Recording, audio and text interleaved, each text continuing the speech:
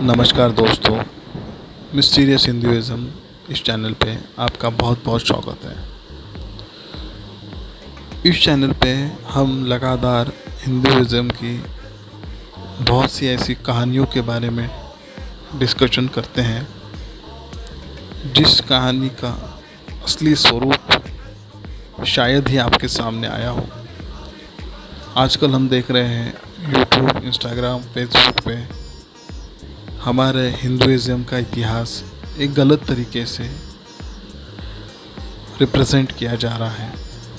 बॉलीवुड में हमारे हिंदुइज़्म को हमेशा से ही अलग तरीके से प्रेजेंट किया गया है। इस चैनल पे मैं आपको हिंदुइज़्म की सबसे मान्य, पुरातन, प्रचलित कहानियाँ बताता हूँ जिससे आपको हिंदुइज़्म का असली स्वरूप पता चले। तो चलिए आज हम जानेंगे क्यों कर्ण ने युधिष्ठिर की जगह दुर्योधन का साथ दिया। तो उसका सबसे महत्वपूर्ण कारण ये था, जब कुंती माँ ने कर्ण से पूछा, हे कर्ण, तुम मेरे ही पुत्र हो, तुम पांडव हो, दुर्योधन का पक्ष छोड़ के पांडव के पक्ष में आ जाओ। तब कर्ण ने कहा, मैं आजीवन एक कौंतेय बन के नहीं तो एक सूत पुत्र की तरह जीवन व्यतीत कर चुका हूँ। अगर अब मैं पांडवों के पक्ष में जाऊंगा तो मेरे उन माता पिता को क्या होगा जिन्होंने जीवन भर मुझे एक सूत पुत्र होते हुए भी अपना प्यार दे के बड़ा किया है।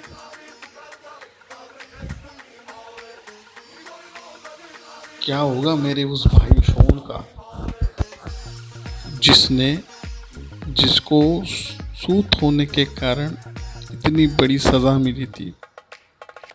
एक्चुअली उसके भाई शोण के साथ ऐसा हुआ था कि उसने कुछ ग्रंथों को पढ़ा था और उस समय में सूत पुत्रों को ग्रंथ पढ़ना अलाउड नहीं था, तो उन्होंने वो पाप कर्म किया था ऐसा मानते हैं। इसलिए उसके कानों में एक लोह का रस डाला था, गरम गरम लोह का रस, जिससे उसके कान जल गए थे। इतनी दर्दनाक कहानी है कर्ण के भाई शोण की। तो कर्ण का भाई शोण, वो सारी चीज़ें कर्ण ने देखी थी और वो बहुत व्यथित था। दूसरा कारण ये था कि वो चाहता था कि अगर कर्ण ने युधिष्ठिर का साथ दे दिया, अगर युधिष्ठिर को ये पता चल गया कि कर्ण ही मेरा बड़ा भाई है, तो युधिष्ठिर तो धर्मवीर था ही, वो सारे युद्ध को छोड़ के कर्ण के पैरों में आ जाता और कर्ण को ये सिंहासन दे देता। वो कर्ण नहीं चाहता था कि ऐसा हो, क्योंकि कर्ण को भी पता था कि युधिष्ठिर और पांडवों के साथ जो भी उस सभा में हुआ है, उस धर्म सभा में हुआ है, अधर्म सभा में हुआ है, वो बहुत ही गलत था और उसका एक दंड दुर्योधन को या उस सभा का फल निश्चित करने के लिए एक युद्ध होना चाहिए जिसमें दुर्योधन या फिर युधिष्ठिर, इन दोनों में से एक ही रह सकता है। दूसरी बात, कर्ण को ये भी पता थी, अगर ये चीज़ दुर्योधन को पता चल गई कि वही ज्येष्ठ पांडु है, तो दुर्योधन भी अपना राज सिंहासन पाने का हट छोड़ देगा और कर्ण को राजा बना के खुद पांडवों के साथ आनंद से रहने लगेगा। तो उसे वो चीज़ भी नहीं चाह रही थी।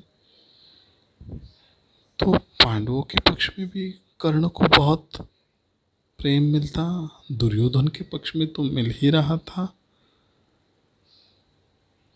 अगर सबको पता चल जाता कि कर्ण कुंती का पुत्र है तो सब लोग कुंती को बड़ी अलग नज़र से देखते थे, और ये चीज़ कर्ण को नहीं चाहिए थी।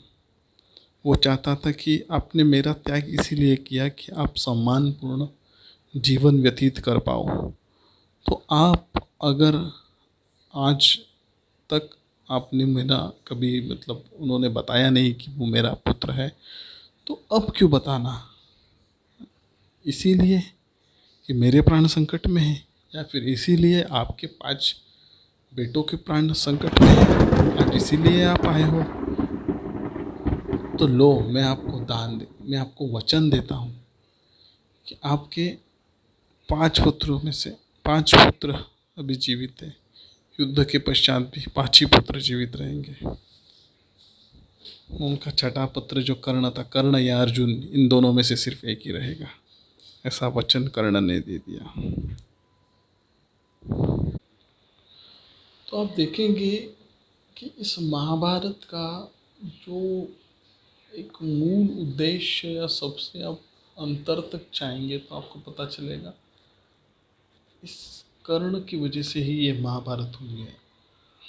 हाँ दोस्तों, मैं आपको ये बताना चाह रहा हूँ कि कर्ण के वजह से ही ये महाभारत हुई है, क्योंकि महाभारत में सबसे पहला जन्म कर्ण का हुआ। उसके बाद कुंती का ब्याह हुआ, उसके बाद पांडु आए, उसके बाद दुर्योधन आए, उसके बाद उसके बाद शकुनी और ये सारी चीज़ें ऐसे वैसे। तो सबसे बड़ा रीज़न जो है कर्ण है महाभारत में। Of course there is one more, the major reason is Pitamah Bhishma's oath. Pitamah Bhishma जिन्होंने एक प्रण लिया था, उस प्रण के कारण ही कौरवों की, कुरुवंश की इस तरीके से डायनेस्टी हुई, या उनका फैमिली चार्ट इस तरीके से बनता चला गया कि दुर्योधन और पांडुपुत्र पांडव, इनमें ये युद्ध की घड़ी आ गई। अगर उन्होंने वो प्रण नहीं लिया होता तो शायद ये क्षण नहीं आता। क्योंकि देखिए ना, पितामह भीष्म सबसे पुराने हैं। यदुश्रेष्ठ कृष्ण से भी पुराने पितामह भीष्म हैं। तो मुझे तो लगता है महाभारत की ये 2 प्रमुख रीज़न हैं। एक पितामह भीष्म, दूसरा कर्ण, और तीसरा गुरुद्रोण। गुरुद्रोण की कहानी कुछ अलग सी थी, वो भी काफ़ी पुराने कैरेक्टर हैं, और उनके पास भी बहुत सी विद्या थी। हाँ, अपने पुत्र अश्वत्थामा को कठिनाइयों में देख उन्होंने कौरवों की एक तरीके से गुलामी, या दे टुक जॉब एट कौरवास प्लेस, और उसी कारण उन्हें बहुत बड़ी कीमत चुकानी पड़ी अंत में।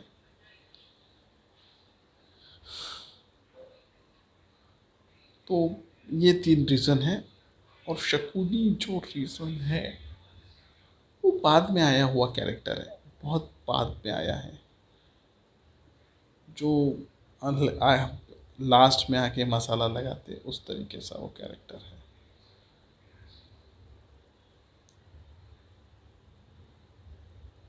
और कृष्ण, उनका तो रोल आपको पता ही है। पूरे महाभारत में वो इस तरीके से घुल चुके हैं कि कृष्ण के बिना महाभारत इमेजिन ही नहीं कर सकते।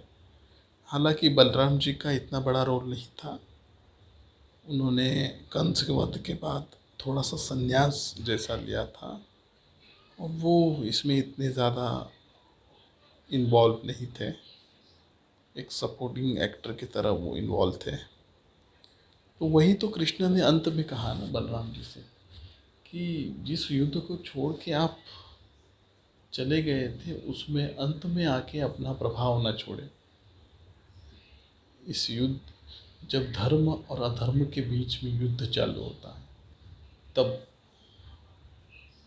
तब रणभूमि के अलावा और कोई धर्म क्षेत्र नहीं है।